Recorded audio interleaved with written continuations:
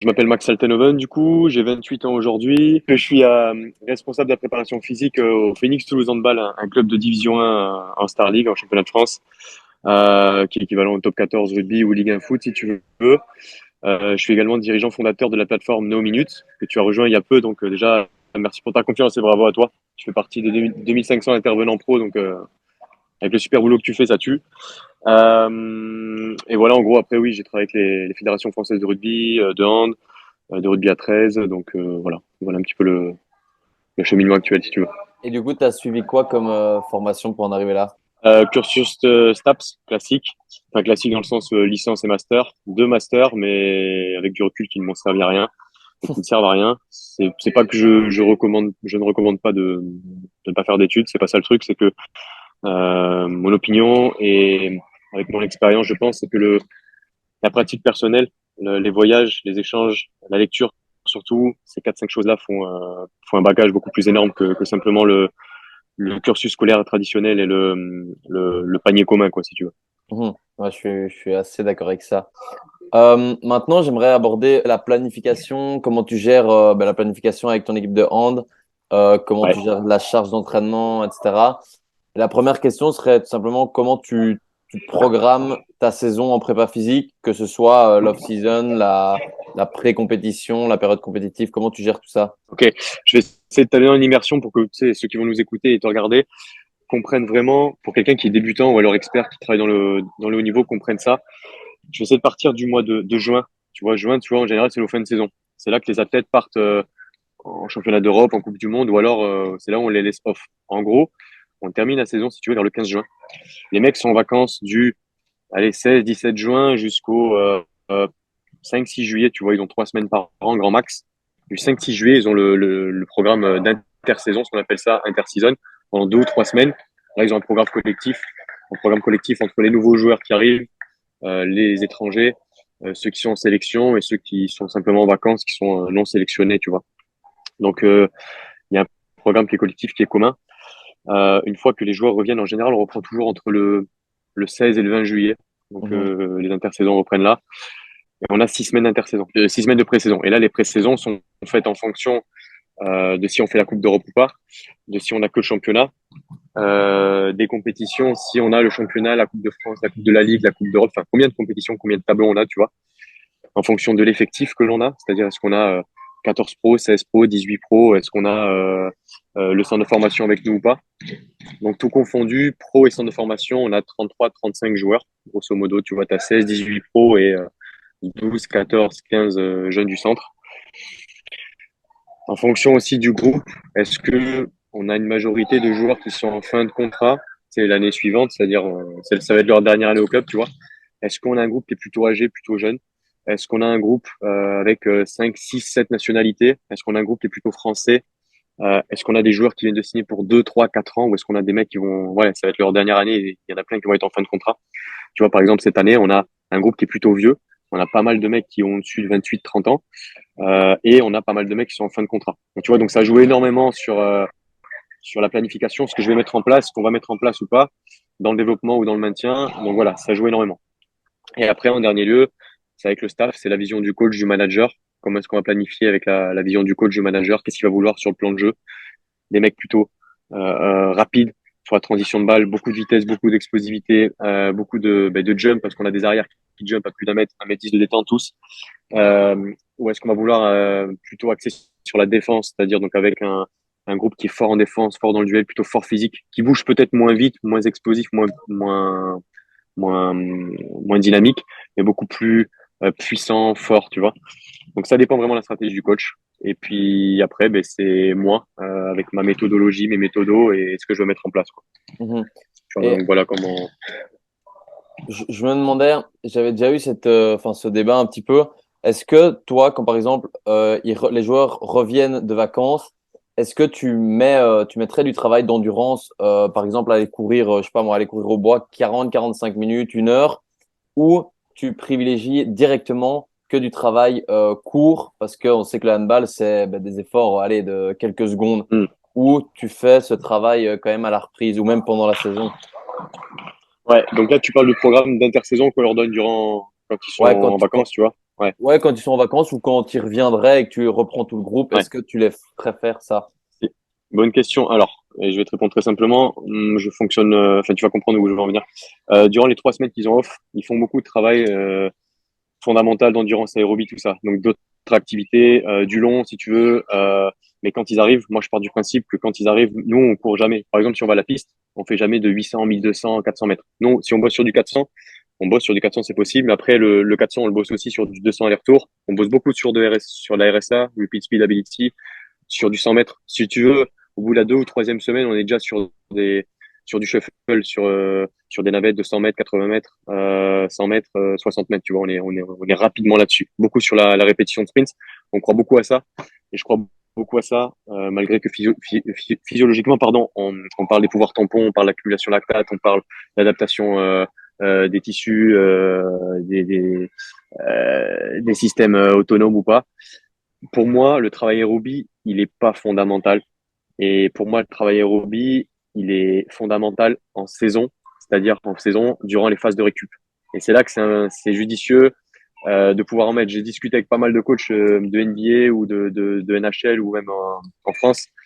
Eux, le travail aérobie, ils le mettent justement durant la récup ou les moments off, tu vois, ou les moments off-season. Et durant la saison ou durant la pré-saison, juillet-août par exemple, c'est là où on capitalise sur le travail de répétition de sprint, de travail de côte, le travail avec harnais, avec powerband, tu vois, lesté, le travail avec medicine ball, avec, enfin, tu vois, le travail qui est métabolique, qui est travail de conditioning, mais autre que simplement des footings, du 2x20, du 1x45, du 3x12, du 4x8, enfin ce que tu veux, tu vois. Nous, on commence vraiment très court, les efforts, ils commencent à 3 minutes et on descend jusqu'à 4-5 secondes d'effort, tu vois. Ouais, C'est ouais, le ok. système. Ok, je vois. C'est un peu les mêmes Ouais, avis grosso modo. que j'avais pour ces sports-là, C'est quoi. vrai? C'est directement aller dans le spécifique. Et ouais, les avis que j'avais, c'était faire du 45 minutes ou quoi, à quoi ça sert dans un sport où au final, Hum, ben, c'est que du hum. court. Donc voilà. C'est ça, exactement. Et maintenant, comment tu arrives à quantifier la charge d'entraînement? Surtout en sport co, c'est assez compliqué parce que on pourrait se dire que, allez, chaque athlète a pas, enfin, tu pourrais faire un entraînement, te dire, OK, j'imagine que c'est ça la charge d'entraînement de cet entraînement-ci, mais il suffit qu'un joueur se donne peut-être un peu moins sur des sprints ou quoi. Comment tu fais pour gérer cette charge?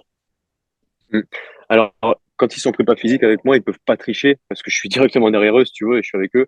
Donc, ils peuvent pas tricher, entre guillemets, ou se cacher. Par contre, ce qui est intéressant, c'est qu'on a une plateforme qui s'appelle XPS. Si tu veux, c'est un peu comme Catapult ou Stade Sport. Si tu suis dans le rugby, dans le foot, je crois que t'es dans les sports co, non? T'es là-dedans aussi, non? Ou Ouais, pas? ouais, moi je viens du basket, ouais. Basket, enfin voilà. Et ben voilà, dans les baskets en NBA ou même en pro, même l'Asvel avec Manu, ils utilisent, je crois, les GP. Je crois qu'ils ont Catapult, mais je suis pas sûr. Peut-être que j'ai des conneries là. Faudrait vérifier. Euh, dans tous les cas, on a une plateforme qui s'appelle XPS où on monitorise tout. C'est-à-dire qu'on a toutes les données standards, tu sais, les ratios de Gabet, les acute training load, les readiness, les wellness, le système de RPE qu'on intègre aussi dans toutes nos charges d'entraînement. Donc, en dehors du club et dans le club, les joueurs sont monitorés. Donc, on a la charge d'entraînement prévue, la charge d'entraînement réalisée, la charge d'entraînement réelle.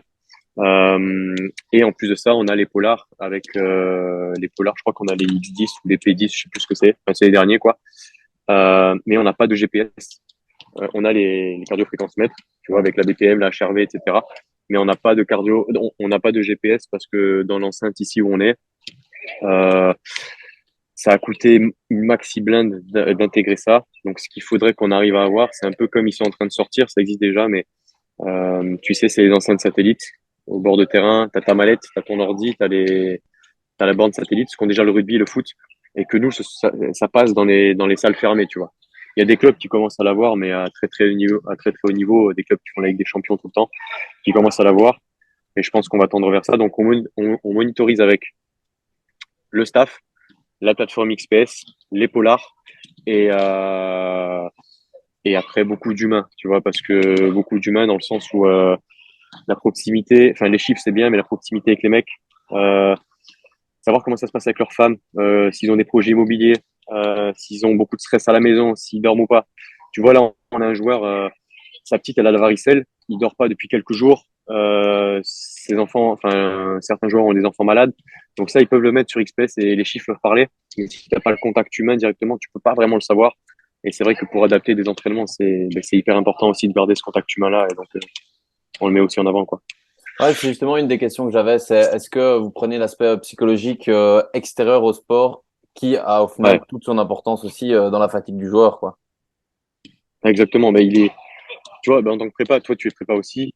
Et si je pense que tu veux être un prépa de haut niveau et tu as envie de bosser dans le haut niveau. Enfin, en tout cas, ça se sent à travers ce que tu veux proposer. Le, le rôle du préparateur physique, et on en parlait si tu as vu le podcast live qu'on a fait avec Mathieu Lacombe qui bosse à Parme et Pierre Lassus qui est au rugby en top 14. On est comme des commerciaux. Le prépa physique, c'est un commercial. C'est un mec, il est encore plus en contact avec les joueurs que le manager, tu vois. Donc, il y a beaucoup plus, il y a encore plus de management, de leadership, de relationnel, de confidence. Il y a des choses que le kiné ou les prépas, nous, on connaît des joueurs que les coachs et managers ne connaissent pas, tu vois. Et donc, cet aspect psychologique, comme tu l'as dit, et externe au club, il est hyper important, tu vois. Les joueurs, ils vont se confier à toi sur ce qu'ils ont mangé, sur les conneries qu'ils font, s'ils ont pris une cuite ou pas, comment ils sont dans leur famille, avec leurs femmes, avec leurs copines, avec leurs gosses. Donc, t'as plus, enfin, si, tu vois, t'as plus ou moins d'infos que des fois les managers, les coachs n'ont pas et qu'on peut leur rapporter ou pas, tu vois.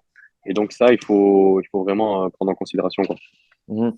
Et est-ce que maintenant, quand allez, il y a certains joueurs qui jouent beaucoup plus au match que d'autres, est-ce que tu égalises leur charge d'entraînement enfin par exemple ceux qui joueraient moins longtemps, est-ce que tu leur fais faire un travail supplémentaire le jour du match ou la semaine après? Est-ce que tu adaptes la charge d'entraînement des joueurs qui joueraient beaucoup plus que certains qui joueraient moins?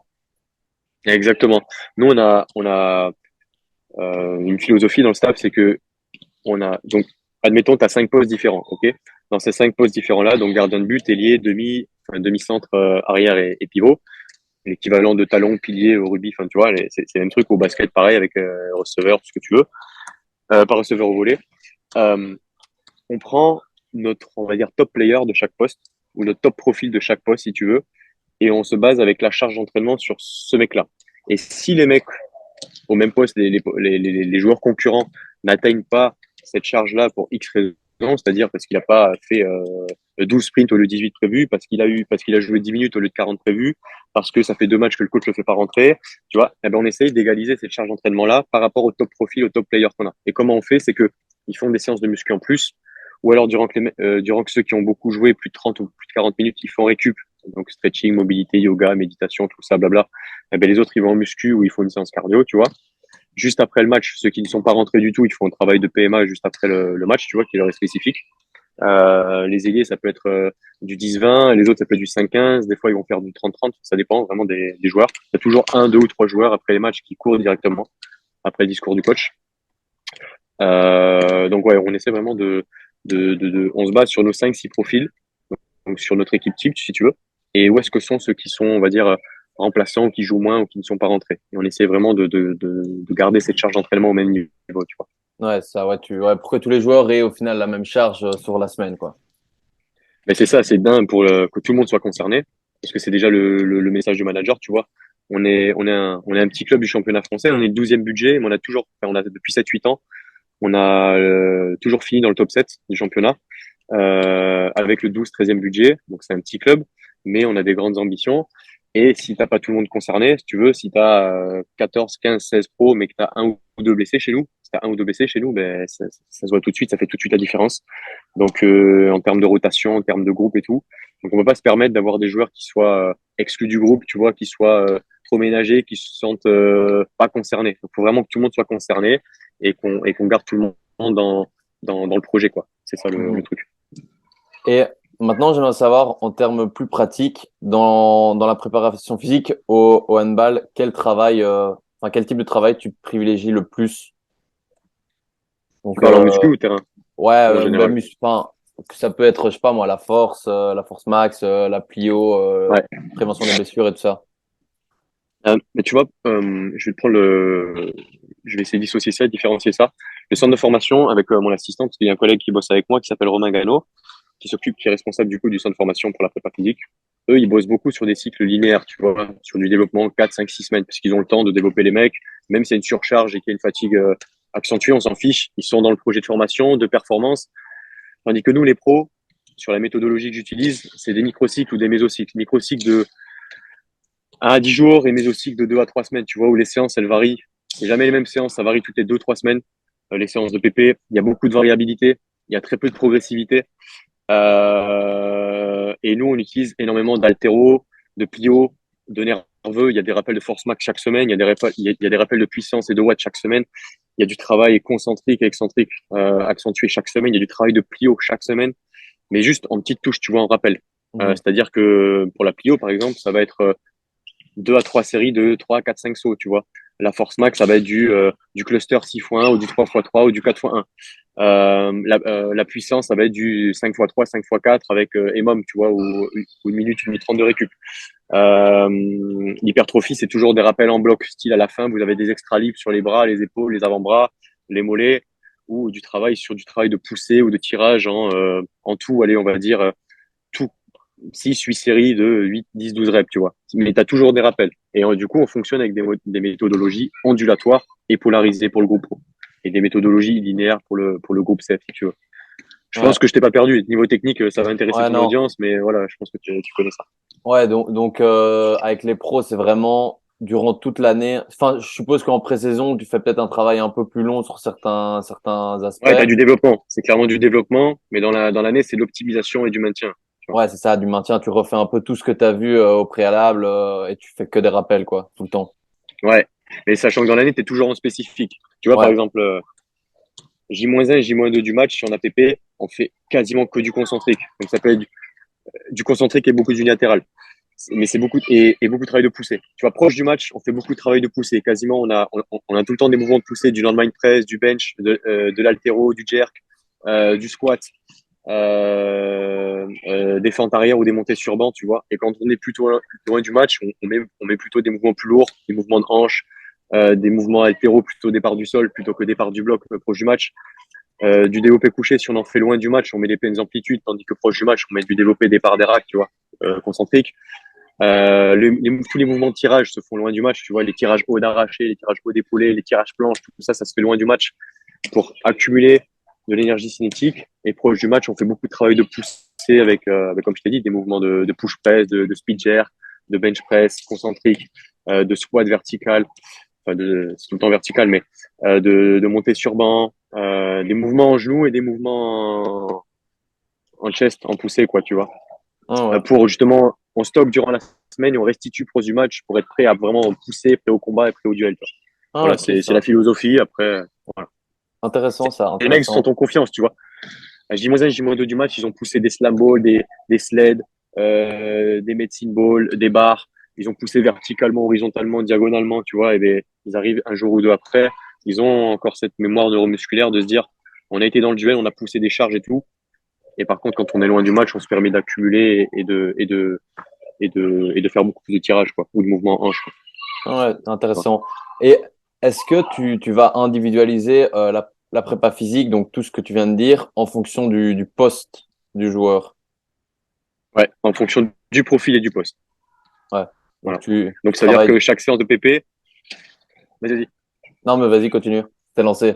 je disais, chaque séance de PP, si tu veux, on a euh, 5, 6 séances différentes et les mecs, ils choisissent en fonction de leur profil, en fonction de leur forme. Quand c'est des séances collectives, c'est tout le monde qui est concerné. En général, c'est toutes les 3 semaines ou 4 semaines. On a une semaine collective, si tu veux. On refait tous les mêmes séances et on revient dans le cursus, dans le projet, quoi. Et où tout le monde peut se mesurer l'un à l'autre, peut changer de binôme, tu vois. Et par contre, pendant 2, 3, 4 semaines, quand c'est des séances par poste et par profil, ben, c'est des groupes de 2 ou 3, tu vois. Et ils bossent selon leur profil et leur poste ces séances-là, tu vois. Mhm. Et maintenant, je sais que parfois dans le domaine professionnel, certains n'osent pas trop pousser, mettre de l'intensité par peur allez, Mm. que les joueurs soient pas au top de leur forme en match. À quel niveau enfin, tu te situes? Est-ce que vous mettez d'office toujours des grosses intensités ou il y a un peu cet aspect où, je sais pas, le coach ou quoi demande de pas trop, un peu cette appréhension de mettre l'intensité? Ouais.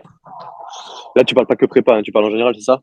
Ouais, dans la préparation physique, je sais qu'au niveau, enfin, on a déjà dit, par exemple, dans le foot ou quoi, parfois les coachs enfin, sont un peu en mode préfèrent calmer l'intensité par peur, alors que ça pourrait être très intéressant de mettre de la grosse intensité parce qu'au final, au match, tu dois être en pleine intensité. Donc, pourquoi ne pas la travailler Ouais. l'entraînement? Nous, ouais, le foot, c'est très différent. Le handball et le rugby, c'est beaucoup plus proche en termes euh, de périodisation, de planification. Nous, les grosses intensités, admettons qu'on ait qu'un match par semaine. Ok, on est lundi, par exemple, et on joue le samedi, admettons. Nos grosses séances, elles vont être à J-2 et J-4, tu vois. Donc à Ouais. J-2, c'est là où les mecs ils vont beaucoup cavaler, il y aura des duels de défense, il y aura des duels, il y aura de la supériorité ou l'infériorité numérique, ça va courir. Et en prépa physique, pareil. La séance à J-2, elle peut être beaucoup plus courte, tu vois, 45 minutes, 1 heure 10, mais l'intensité, elle y sera, tu vois. Tandis que loin du match, c'est des séances beaucoup plus volumineuses, tu vois, en prépa physique, que ce soit sur terrain ou en salle, où là, t'es sur ça peut être du 1 h 20, 1 h 30, 1 h 45, mais je te dis une connerie, avec un RPE 6 et un volume et une extensivité beaucoup plus importante. Mais par contre, proche du match, ça peut être des fois un RPE 8, mais avec un volume à 45 minutes, tu vois. Mhm. 40 minutes, ouais.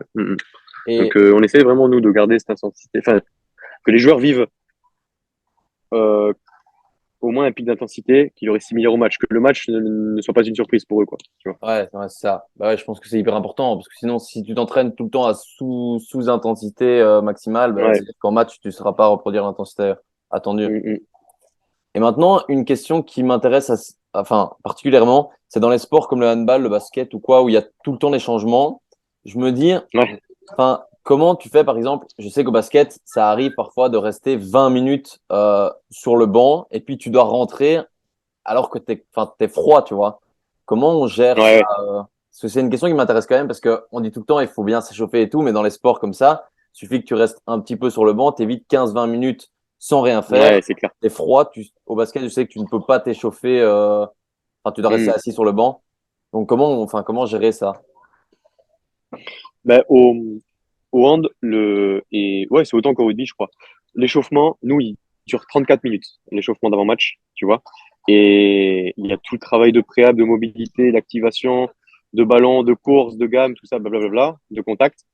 Parce que ben, comme au basket, au final. Enfin, au basket, t'as pas trop de contact, mais au hand, tu dois chauffer le haut et le bas du corps, tu vois. Au rugby, pareil, le haut et le bas du corps, tu vois. Au basket, pareil, le haut et le bas du corps. Au foot, si tu chauffes pas le haut du corps, limite, c'est pas grave. Mais du coup, c'est des échauffements qui sont très longs, très intenses, tu vois. Donc, ça te fait 30-35 minutes d'échauffement. Ensuite, tu as une mi-temps qui fait 30 minutes, qui est hyper intense. Tu as 10 minutes de mi-temps et tu repars sur 30 minutes. Et donc, on a un gros échauffement, un gros warm-up avant le match. On a un re-warm-up qui dure 3-4 minutes entre quand les mecs sortent du vestiaire pendant la mi-temps et juste avant de reprendre la seconde mi-temps. Et du coup, les mecs qui vont rentrer, qui sont sur le banc, qui commencent remplaçant, ils sont encore plus ou moins chauds, tu vois, 10-15-20 minutes avant de rentrer. Il n'y a pas de souci. Nous, il y a très peu de mecs qui n'est pas du tout rentré, qui va rentrer les 5 dernières minutes, tu vois. Ou alors, c'est vraiment si parce qu'il y a eu un blessé ou parce que c'est tactique. Mais c'est très rare, tu vois. C'est que, en général, le joueur, il commence la seconde mi-temps, il sort et puis il rentre à la fin, tu vois.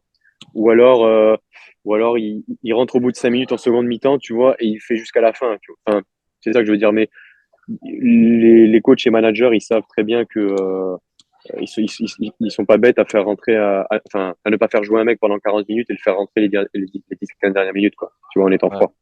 ouais. Donc ça, on a très peu de soucis, quoi.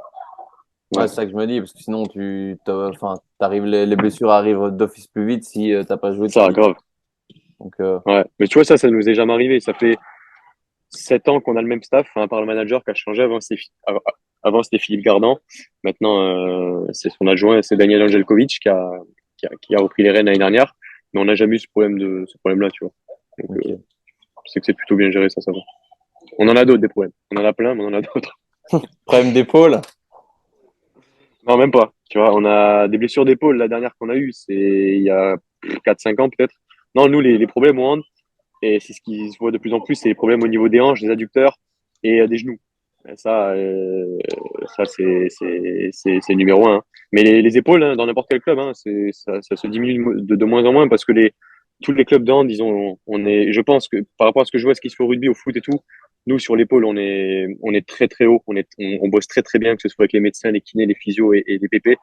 Au niveau de l'épaule, le handballeur, ça bosse vraiment très bien. Mais ce qu'on a à répétition, c'est soit des ligaments croisés, des entorses du genou, des douleurs sur la patella ou des tendinopathies patellaires, tu vois. Donc, ouais, ça, on en a pas mal, Mhm. tu vois. Donc, voilà. Chaque club, tu vois, Hier, tu prends le foot, par exemple, si on parle d'actu, moi, tu as le Lucas Hernandez qui a fait les croisés, tu vois, au foot. Mais il y a deux joueurs dans le championnat de France le week-end dernier qui ont fait les croisés. Et chaque année, dans le championnat Star League, en handball, tu as 5-6 croisés, tu vois. Un club sur trois, un club sur deux qui fait un croisé au moins. Nous, on en fait un tous les 2 ans à peu près. Tu vois, Ouais, donc voilà en ratio. ouais. Ça, c'est, ouais. Après, est-ce que c'est inévitable? Je sais pas, ça fait partie du sport aussi, mais certes, on peut Ouais, ben, de toute diminuer. façon, 100% des croisés, allez, 90% des croisés, ils se font avec contact, tu vois. Donc, Ouais.